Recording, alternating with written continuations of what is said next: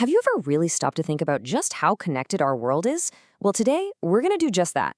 We're looking at the news from one single day to see how a decision made on one side of the planet can literally change the lives of people thousands of miles away. So here's the big question we're tackling. How can something that sounds so small, a temporary truce, just 10 days, end up sending massive shockwaves across the entire globe? Let's get into it. All right, let's set the scene. The date is April 16th, 2026. And what we're really talking about today is the ripple effect. You know, how one single event can create waves that just keep on spreading, far beyond what anyone expected. Every ripple has to start somewhere, right?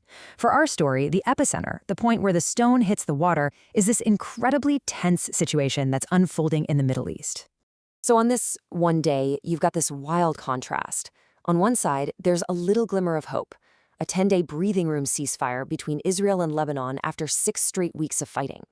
But on the other side, you've got this massive, dark cloud hanging over everything. The very real threat of war between the United States and Iran. And believe me, this isn't just talk. These are the actual flashpoints from that one day. The U.S. Senate votes and narrowly defeats a resolution that would have put some checks on the administration's power to go to war.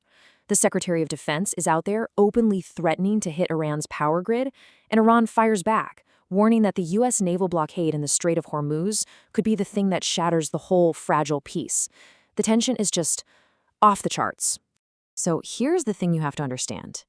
This kind of geopolitical tension, it never stays in one place.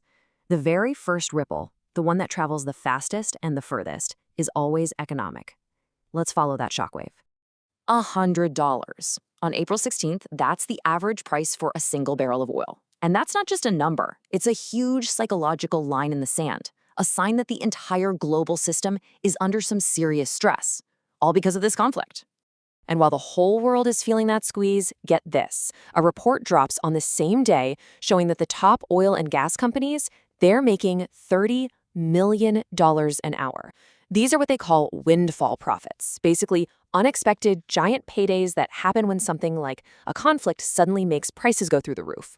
This is how you know it's gotten bad. The G7, we're talking the finance chiefs from the world's most powerful economies, they had to hold an emergency meeting in Washington.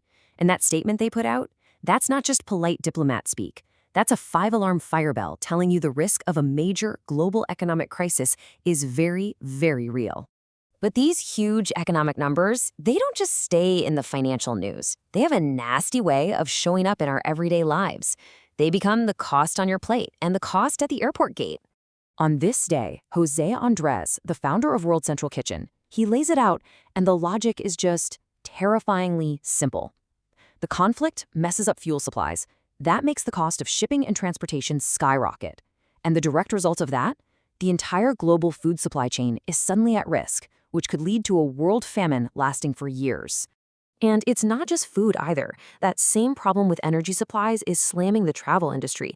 Analysts are already putting out warnings that in just a few weeks, we could be looking at major jet fuel shortages, leading to widespread flight cancellations and way higher ticket prices all across Europe and Asia. But here's the thing that's so easy to forget. While all eyes are locked on the Middle East, the rest of the world isn't just sitting on pause. Oh no, there are other huge, game-changing shifts happening at the exact same time. It's a world in constant motion. I mean, just take a quick tour around the globe. While the Middle East is at a boiling point, the war in Ukraine is still raging, getting more intense with new drones and new attacks. Meanwhile, the U.S. is finishing its complete military withdrawal from Syria, a massive policy shift that basically redraws the power map of that whole region. And at the same time, you see these huge powers making long-term strategic moves. China's opening its markets, Japan's restarting a nuclear reactor for the first time in 14 years, and Saudi Arabia is moving to prop up Pakistan's economy. Each of these events is creating its own set of ripples, making one very volatile day even more complex. And then, completely out of the blue, amidst all this global maneuvering, a deeply shocking and tragic story breaks in U.S. politics. It's a stark reminder that world events aren't just about policies and strategies, they're also about profound, unpredictable human tragedy.